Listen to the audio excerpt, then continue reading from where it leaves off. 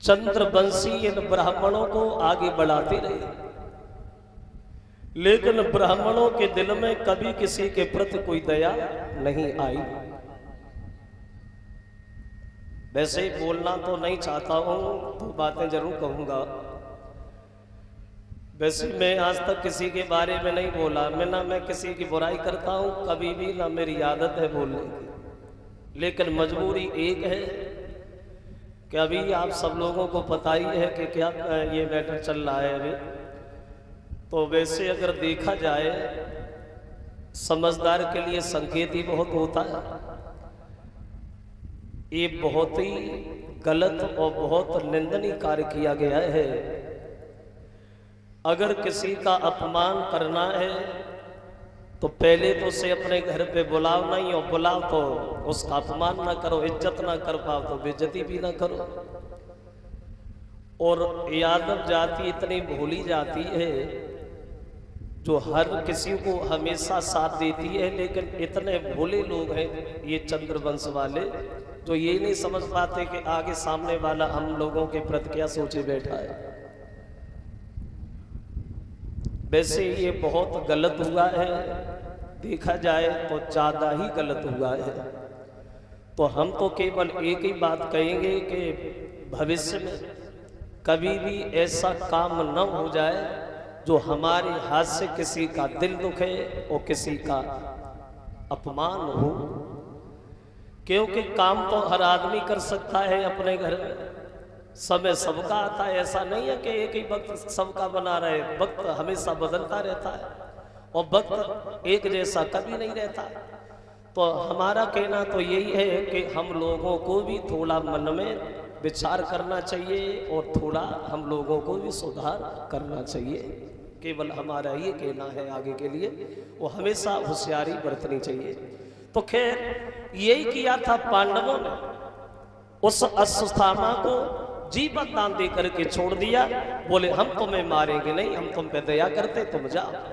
लेकिन पांडवों ने उसे छोड़ा, मगर वो नीच अपनी नीचता से बाज नहीं आया।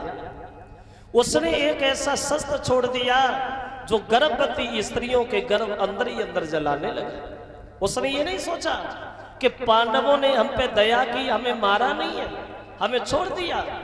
उसने ये नहीं सोच पाया कि इतना बड़ा काम उन्होंने हमारे ऊपर उपकार करके हमें छोड़ा है, तो हमें ऐसा नहीं करना चाहिए।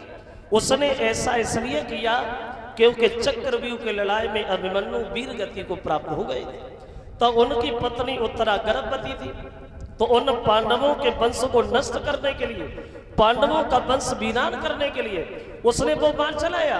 उसने ये नहीं सोचा कि पांडवों ने हमें मारा नहीं, हमें छोड़ा, हमें ऐसा काम नहीं करना चाहिए। वो नीच अपनी नीचता से बिल्कुल बाज नहीं आया, बात घूम फिर के वहीं आ जाती है।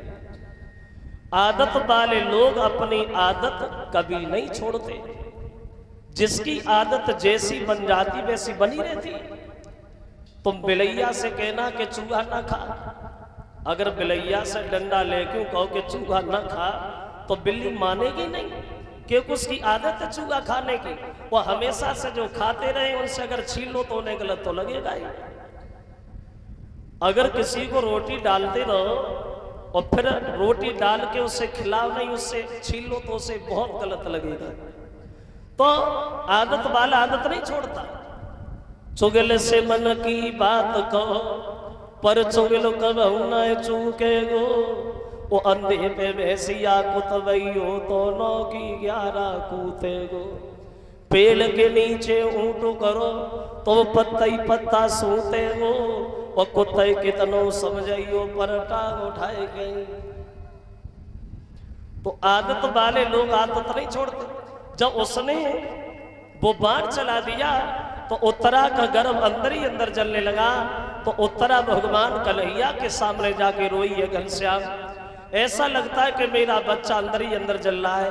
अगर आप चाहते तो आप हमारी जान ले लो, लेकिन हमारे इस बच्चे को बचा लो, क्योंकि हमारे पति की सिर्फ एक आखिरी निशानी बची है।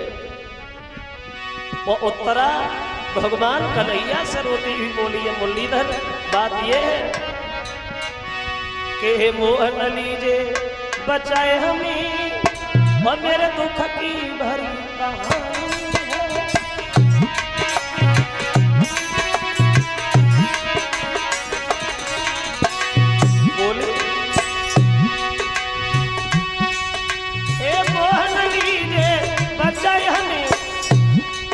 मेरे दुख की भरी कहानी है। मेघना से कहे अपने वन की मेरे पति की यही निशानी है।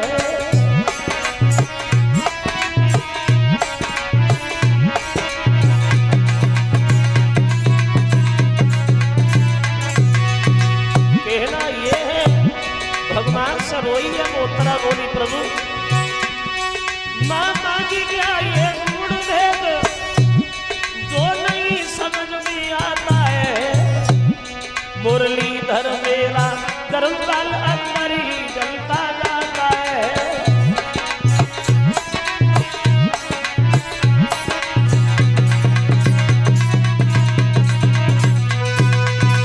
उत्तरा कन्हैया के सामने जाकर के रोने लगी है। घनश्याम अगर आप हमें मारना चाहते तो हमें मार दो, लेकिन हमारे बच्चे को बचा लो, क्योंकि हमारे पति की सिर्फ ये एक आखिरी निशानी बची।